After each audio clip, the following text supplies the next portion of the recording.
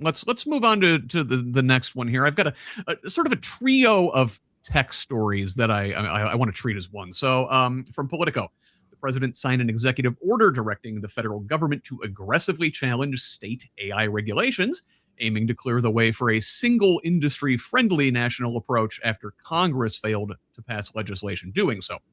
This order relies on the theory that federal regulations preempt state law and the states are unconstitutionally regulating interstate commerce.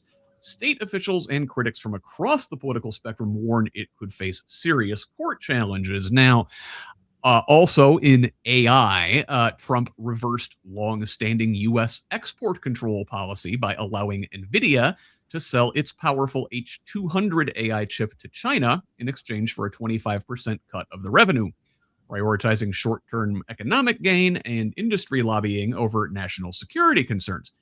Bipartisan critics warn the move risks accelerating China's AI and military capabilities, undermining allied export controls, and effectively putting America's remaining technological edge up for sale. And, I've got a couple more stories in the show notes. You should be subscribed to receive this delightful treasure trove of information summarizing the week's news from Indiana and beyond at HoosLeft.us. I got a couple links in there, one from the very conservative National Review and another one from CNBC talking about very liberal Senator Elizabeth Warren's concerns about the same thing. Simon, listen, if AI is as economically and militarily consequential as everyone claims, shouldn't we also be treating it like a public utility or strategic asset, even if that means national industrial policy, public ownership, or state control? And listen, if so, how do we say that without pretending that Trump is kind of moving in the right direction here in terms of having a national AI policy? I'm not saying his is a good one, but we need to have a national AI policy. Well, you have to remember, Trump, from my perspective, he stole 10% of the shares of Intel already, basically, in order to give Intel what they wanted. Now he's taking a 25% cut of revenue from NVIDIA, which, in theory, there should be, anything that's been nationalized should, benefit everybody from how it's implemented. The problem we have partial partnership with industry, which is actually, a national socialist rather than a democratic socialist way of doing things. It is.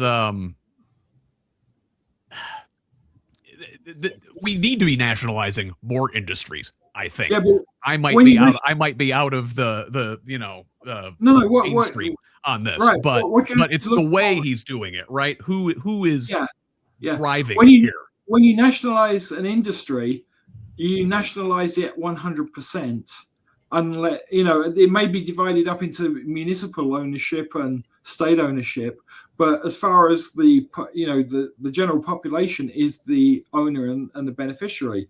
It's happened around the world in other contexts. For the mining industry, utilities, anywhere there's a natural monopoly, that's something that should be nationalized, because the people it benefits should be the one that ultimately control it.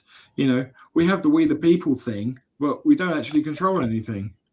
It's all some of these, corporations.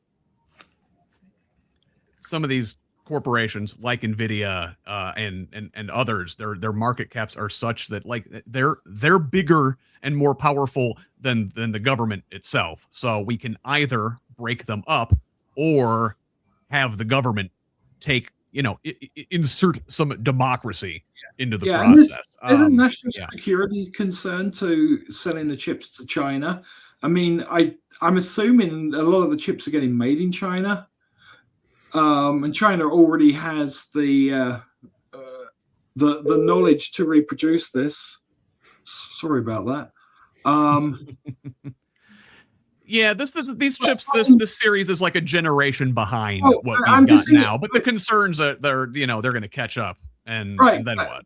Back in the day, people were freaking out over 56-bit encryption. So all the US would allow to be exported was 40-bit encryption. Now we're leagues beyond that, to the point where the gaming machines are usually the most powerful chipset for consumers, and they've been on the ban lists. You can't sell them to North Korea or I don't know the entire list of countries, but consumer electronics have been banned because they could be used for supercomputing purposes. I mean, we've seen PlayStation arrays, in the thousands, which is a little bit silly, but people that are looking at AI are looking for exponentially powerful computing solutions, and so the idea of selling the advanced chips to China, creates concerns because over what they can do with it, what their military can do with it, and the fact is that America tried to control itself, from a defensive posture by restricting the technology that was out there, which we then sold to our allies. That was part of the control, and then the allies, we use it against us.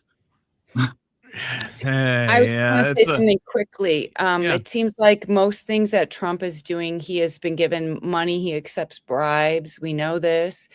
And his role in the White House is to weaken the United States global power, to make it easier for nations like China to dominate the Asian side of the globe, and for Putin to dominate the European side of the globe. I mean, that is what they are discussing behind the scenes that most Americans are not fully on board or aware of. So you do have to wonder what he's doing, but it really is not to keep us as the top nation in the world, but to allow for China to begin to dominate us even more than they already are.